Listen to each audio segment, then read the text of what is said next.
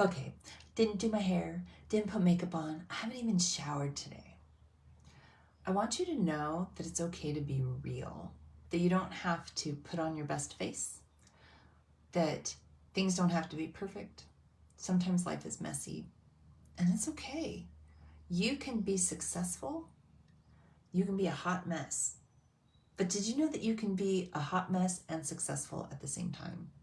You really can. You know, when life goes crazy, just exhale all the craziness and let it go. And inhale God's grace and mercy and press through. I want you to know I just did a video like this on YouTube, and I would love just a like, because I'm a little bit vulnerable about the fact that I did it looking like a hot mess. It's called The Reality of Homeschool, a reality of homeschooling, kind of the unfiltered truth. I think it's important. So I just wanted to let you know that it was out there. And I popped in here to let you know that I got my first hug. Isn't this amazing? Okay, so I sat him down yesterday, my boy that hates hugs, hates them, hates physical, and he always like messes with me. And I said, I got you something. And I kind of shook the thing. I said, I need you to understand that I respect that you don't like physical contact, that you don't like hugs and stuff. But I can count how many more hugs I'm going to get from you if I'm lucky. And I need you to know that I don't want you to pull away from me, that it's sending the wrong message. You're trying to be cute and funny because you're uncomfortable. But if I give you a hug, like once a day, right? If I give you one hug a day, I need you to not pull away. And I said, so I shook him. I said, so I got some little charms, and I need you to know that your hugs are so precious to me that I will wear them. Not because you are more special, because you're not. You're just one of 5, right? So it's not that you're more special than the others, but I know that a hug from you is a sacrifice. And so I want you to know that I will wear it with pride, and it will fuel me. It will fill me more than just a random hug in passing. And then I said, but you can't give me a hug today with a charm. You can hug me, but it's not worth a charm today. So it's for you to just know that that it's important and that it's precious to me. So this morning, I was a hot mess, right? I had just done, I'm trying to get my body back after 5 years of injury, foot injury and double hand injuries and cloudy, and I've put on all these pounds, and so I had worked out for well over an hour. I was sweaty, and I could hear him just right behind me, and I go, he throws his arms open and he wraps around me. I go, buddy, I'm all sweaty. He goes, it's okay. And he hugs me and he lets me go, and then he hands me the charm. I was like, oh, dude, you have no idea how much this blesses me. And it seems so simple, like it's one of those self-serving type of things. I mean, really, who buys themselves charms and gives it to their kid to say, please give me a charm so that I can wear around my bracelet? And can I even find a charm bracelet to hang it on? Whatever. He needed this. He needed to know that his actions were he had crossed a line, and that he was starting to cause me pain. That he wasn't trying to hurt me by pulling away. He was, in his own defense, he was like deflecting it because he's that uncomfortable with physical contact that he's like, oh, I don't like it.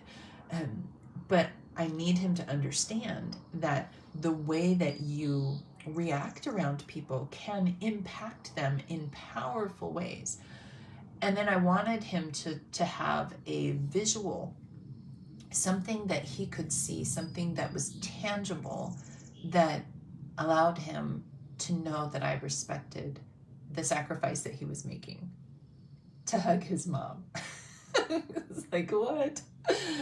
I said, I did not get you 74 charms on purpose. I think I got him like 16 or something. I'm not looking to like load a bracelet.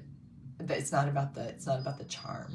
It's about the giving and receiving of affection in a way that is received properly on both sides.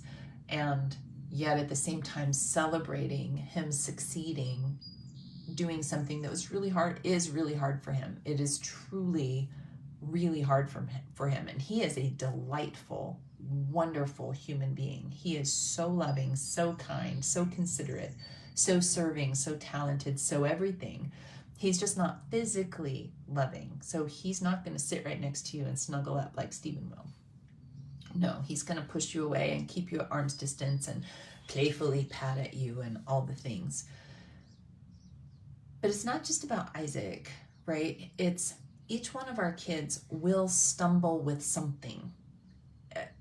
Telling the truth, being on time, physical affection, giving compliments, apologizing, whatever the thing is that our kids struggle with. I think one of the greatest needs is for us to pause and to try to find a way to acknowledge who they are and the struggle that they're having, and to find a way to communicate it in a non-threatening way while simultaneously empowering them to succeed.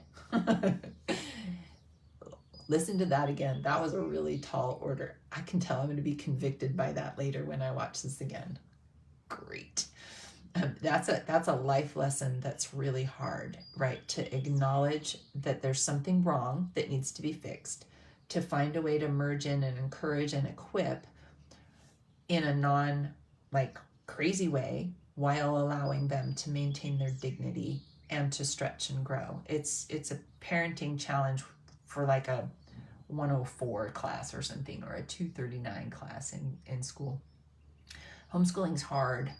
And when I reflect back on the 20 years of homeschooling, 25 years, whatever it's been, my hair was dark brown when I started. So there's a timeline for you.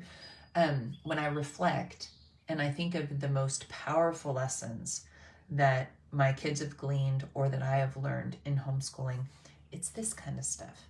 Not the jewelry, but the getting over some kind of hurdle in life that has to do with heart and attitude and character. You see, Isaac is going to go on to be a better husband someday because of this. Because although he will have that sweet season in his honeymoon period where he will just love all the physical touches, I think he's always going to struggle in this area. And I think he needs a way to let himself know that it's something he needs to work at and that it's worth working on, so that he, in his own self-sacrifice, will be honoring and respecting his future bride, right? I know he'll love on his kids when he's a dad. But I think about these things. I think about all the life lessons and all the character lessons that we've pushed schooling aside in order to address and to deal with. And in the moment, it always felt like the kids were going to miss out academically.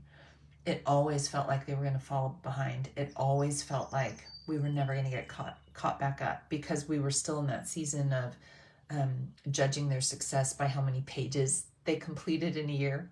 Don't do that. And yet, it's those kinds of lessons about companionship and teamwork and hard work and diligence and grit and being expert help seekers and all those things. It's those things that are giving them the best launching pad to launch into life. And, you know, if I could go back and I could talk to my younger self, it would be those types of things that I would be encouraging her to do sooner. I just wish that I could go back and I could do it better with my oldest son, and even with my second son.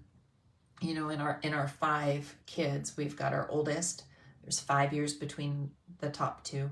There's 3.5 years between the next 2. And then these guys are our musketeers. I called them the 3 little Indians for many years, but that was like a self-fulfilling prophecy that wasn't turning very well. It wasn't turning out very well for me. So I changed it to the 3 musketeers on purpose, by design. the Three Musketeers are all for one and one for all, not like, so anyway, these guys have really gleaned a lot of the gray hair lessons that are hard earned. And I just wish for you that, number one, you wouldn't be afraid to be real and vulnerable. It's okay. And I know a lot of you are. I know a lot of you are just amazing. And you don't try to pretend that everything's all hunky-dory all the time, without vomiting drama online. Thank you for that. But you can also lean into the things of life that you know are going to help your kids spring ahead. You know, I'm going to be talking on my YouTube channel. Somebody asked me, because I had mentioned that you don't need a boxed curriculum to teach preschool or any age for that matter. And she's like, well, then how do you teach? Like, okay, I need to do like a little series on that. Not because I know everything, because I don't, but there's so much more to homeschool than curriculum or even the academic side of things. And so I want you to know it's okay to be vulnerable. I want you to know it's okay to hide the curriculum and to deal with grumbling and fighting and complaining and whining and tardiness and messiness and disrespect and eye rolling and lack of being respectful when somebody tries to give you a gift or tries to give you a hug. Now, there's that fine line. We live in the society where, well, kids shouldn't hug if they don't want to hug. So I understand. I'm not addressing that. I'm addressing, for Isaac, it's a family thing. So it's what we're doing here. So don't judge me. It's what I want to, it's a message I want him to know. It's okay to lean into those things and to sacrifice the math lesson for the day, the history lesson for the day, the science, the writing, the etc. lesson for the day.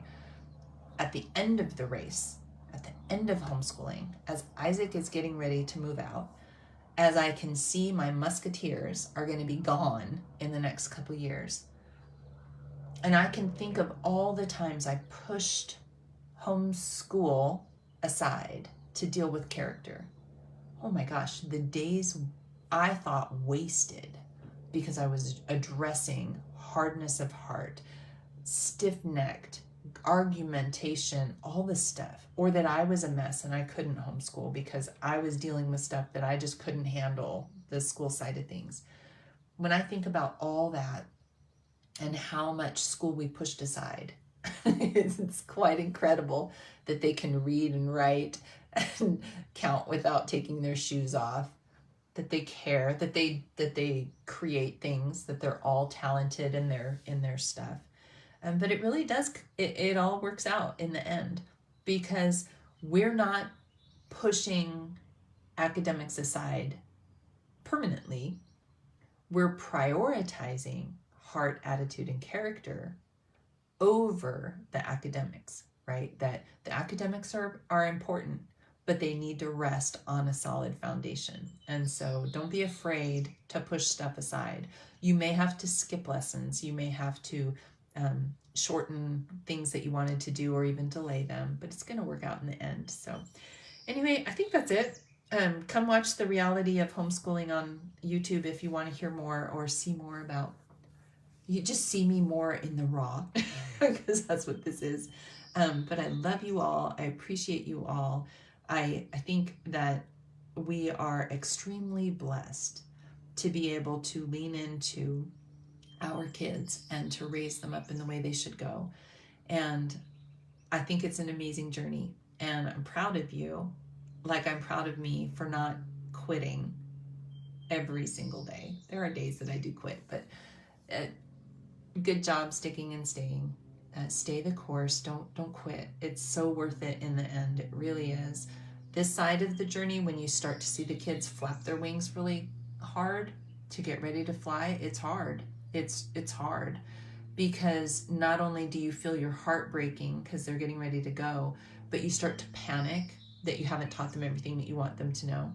That's okay. That's normal too. So anyway, I think that's it. I'm going to actually go shower and get ready for the day because I have another couple things I want to get recorded, and I think that's it. Love you guys. Have a great day, and I will talk to you soon.